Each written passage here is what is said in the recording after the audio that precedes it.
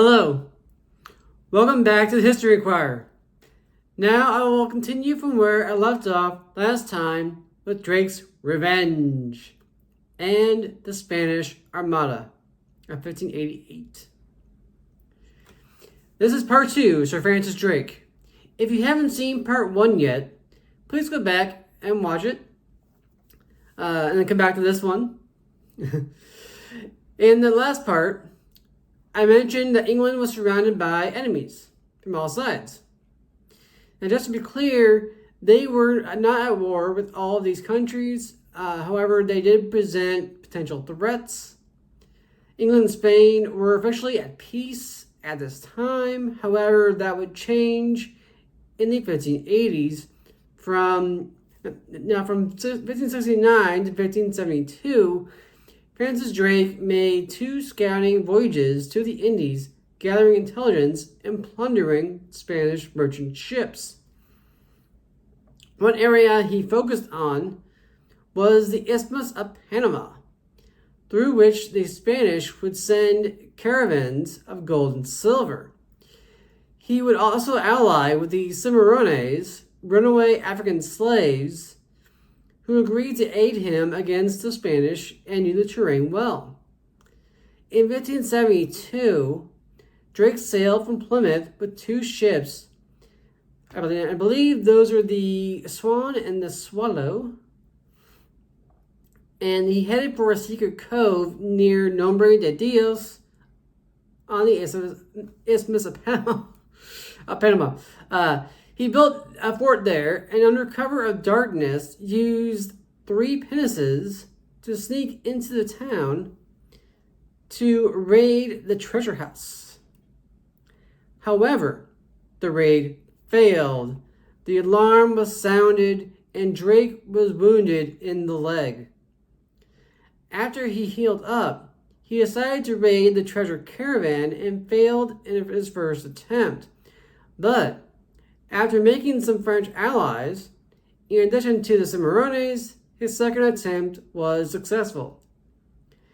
And the sources differ in how much gold and silver he brought back.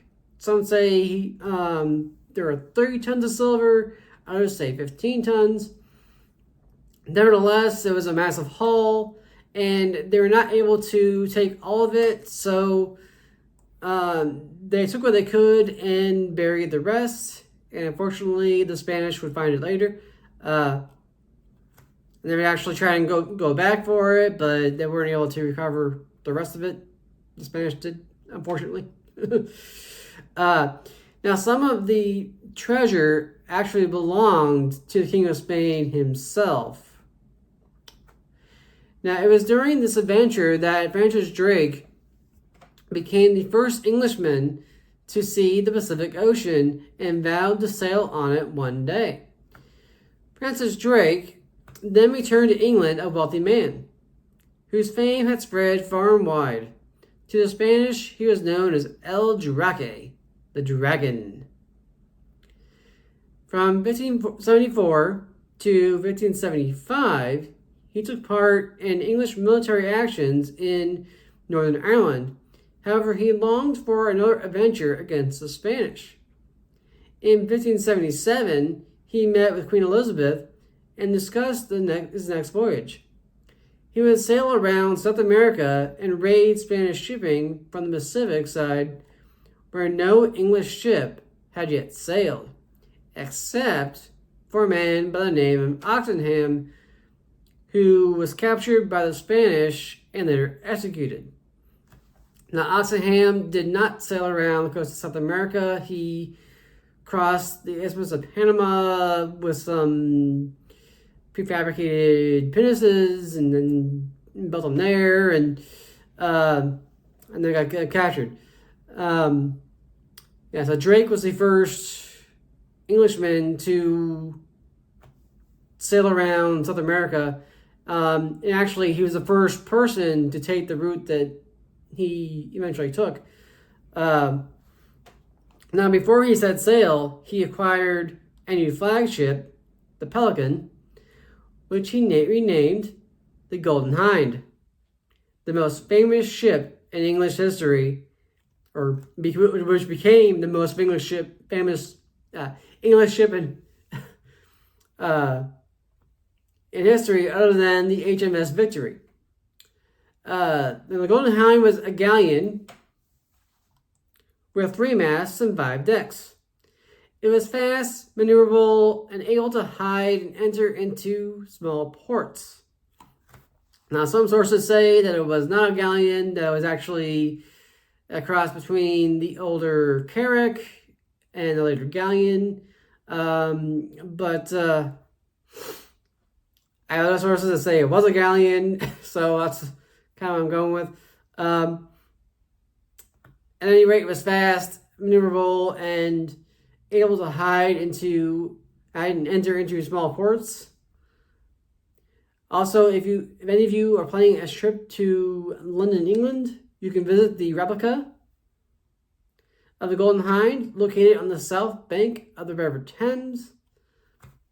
Now, Francis Drake set sail on November 15th, 1577, but turned back due to bad storms and started again a month later in December.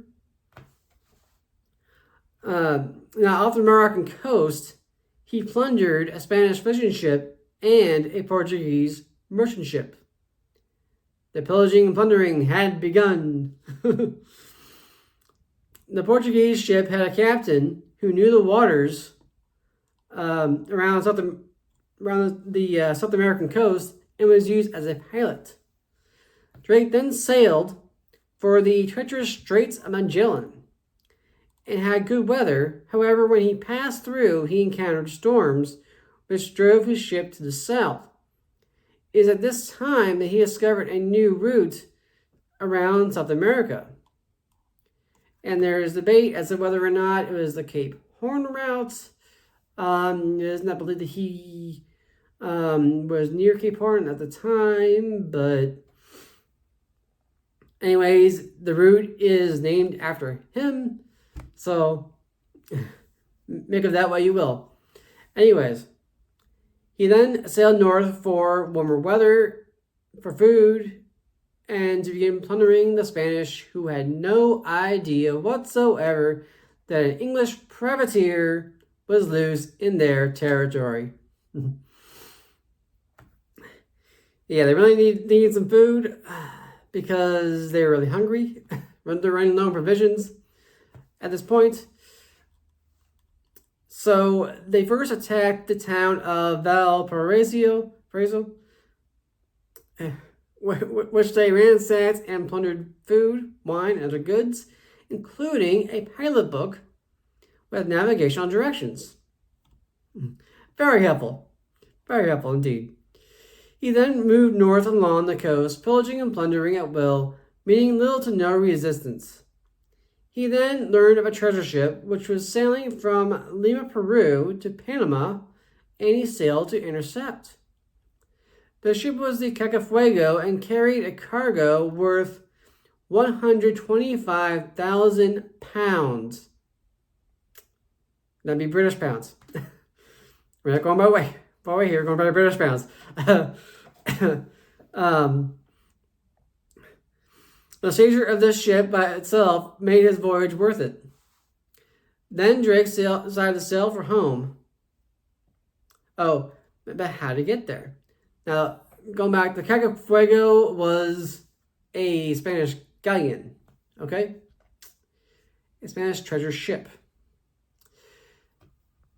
Now, the question was, how will he get home? He has 3 options. The first is that he could return the way he came, but the Spanish are now alerted to his presence, and there's the risk posed by the weather around Cape Horn and the Straits of Magellan. Another way would be across the Pacific towards the Philippines, India, and Africa. And the third possibility would be to travel northwards and return home via the Northwest Passage. And the problem with that is that the Northwest Passage did not exist yet because of ice. A lot of ice in the way. it exists now due to global warming and whatnot. The melting of the ice.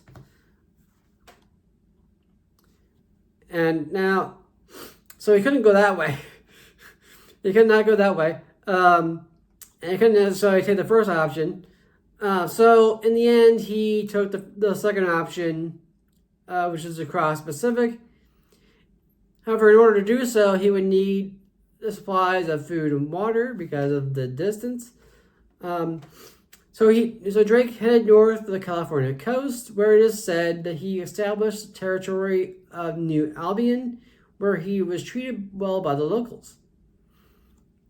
He stayed for 5 weeks before attempting to cross the Pacific, which was successful. They soon reached the Moluccas and continued north towards Africa and around the Cape of Good Hope, and arriving back in England on September 26, 1580, 3 years after he had started. He thus became the first Englishman to circumnavigate the globe, and the first person to circumnavigate the globe and make it back alive. Because Ferdinand Magellan did not make it back alive. He died on the way home. So, however, Drake did not. And so he was the first person to fully navigate the globe and make it back home alive. Yes. Now, as a result of his exploits, Spain was furious and was demanding restitution. But none was offered. On April 4th, 1581, the Golden Hind was brought to London, where the Queen came on board to knight Francis Drake in a public ceremony, although the actual knighting was done by the French ambassador. The Queen didn't want to do it herself because she was worried about the diplomatic ramifications. Nevertheless, she was there, so... He then became the mayor, and by he means Francis Drake. He then became the mayor of Plymouth and a member of Parliament. His exploits also inspired Sir Walter Raleigh and Sir Richard Grenville to establish the first English colony of Roanoke. However, this was not the first attempt to establish a colony on the Atlantic coast of North America. In 1563, the English privateer Thomas Stukely attempted to establish a base in what is now South Carolina to threaten Spanish shipping. The land of southern Virginia, meaning the territory below the Chesapeake Bay, was seen as a choke point because it was where the Spanish treasure ships turned east towards Spain. In 1562, the French, under French explorer Jean Ribault, founded a settlement called Charlesport near what is now Port Royal, South Carolina. And this could have been on the island of St. Helena. It was now St. Helena. And I believe the Spanish also tried to set up a base of operations there as well. Now, the French settlement would fail due to a mutiny, a fire destroyed supplies, and the lack of supplies coming from Europe. This led the colonists to build their own ship. They really cobbled it together from whatever they had.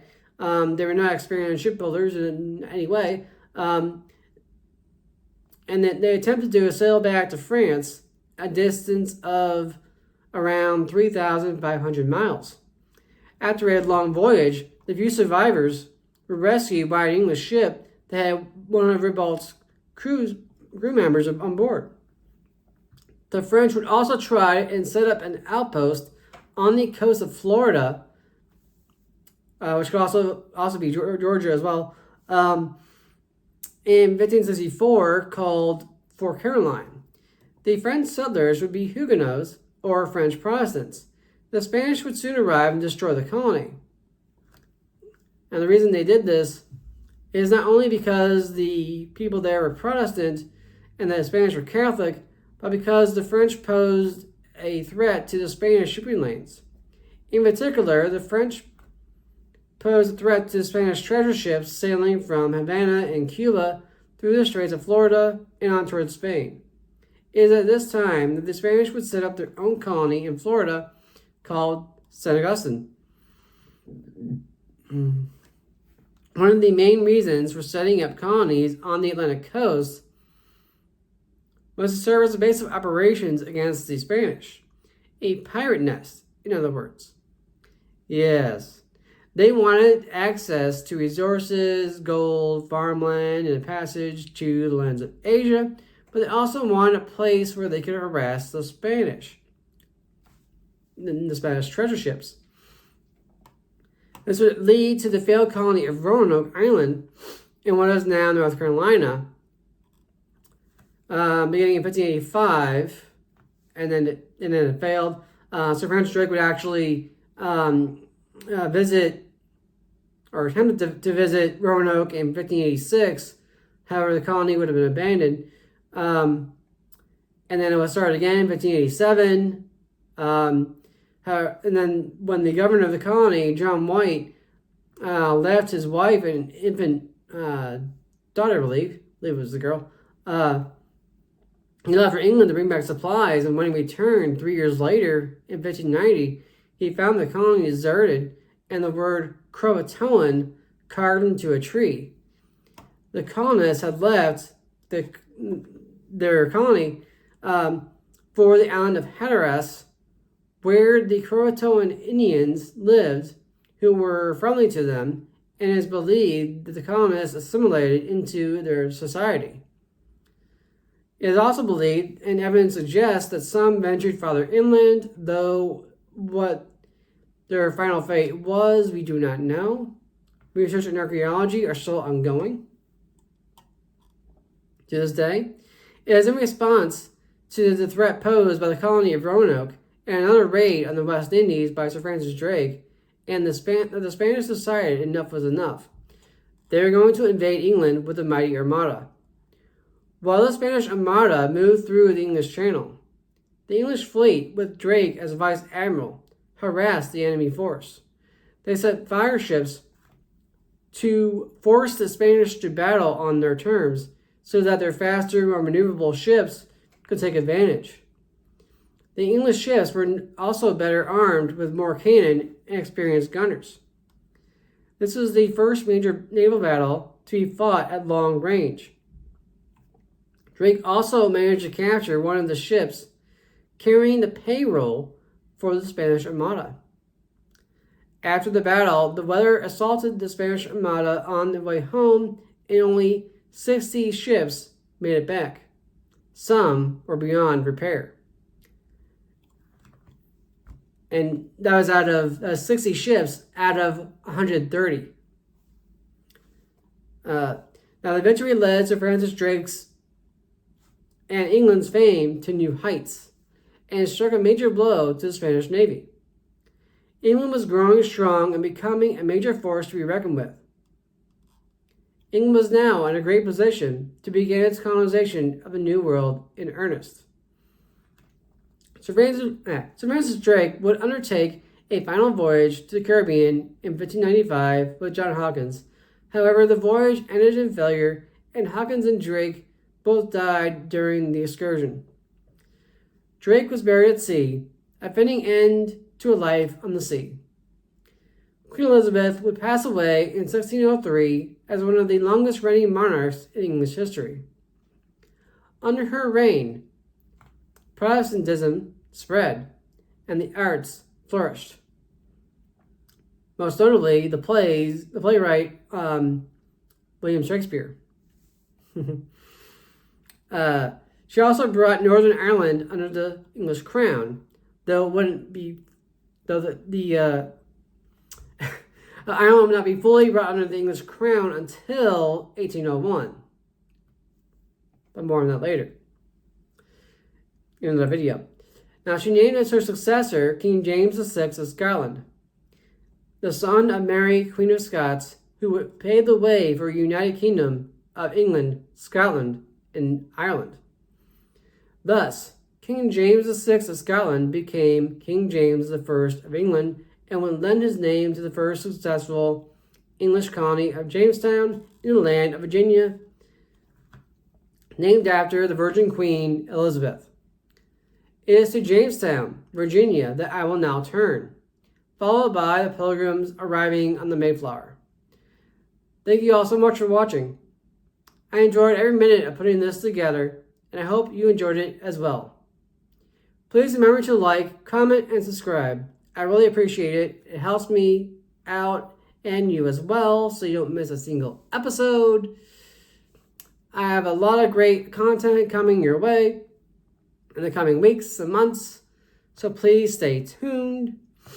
My plan is to have an episode out on the Declaration of Independence and the beginning of the American Revolution on July 2nd. And if you don't subscribe, you may miss out. Did I tell you it was free? I believe I said it was free, but I'll say it again. It is completely free. Also, if I can get 500 subscribers or more, one, I start getting paid. Two, I'll take this show on the road. And if you'd like to suggest a topic for me to cover, please let me know down in the comments. Now, once again, thank you all for watching, and I'll see you all in the next one.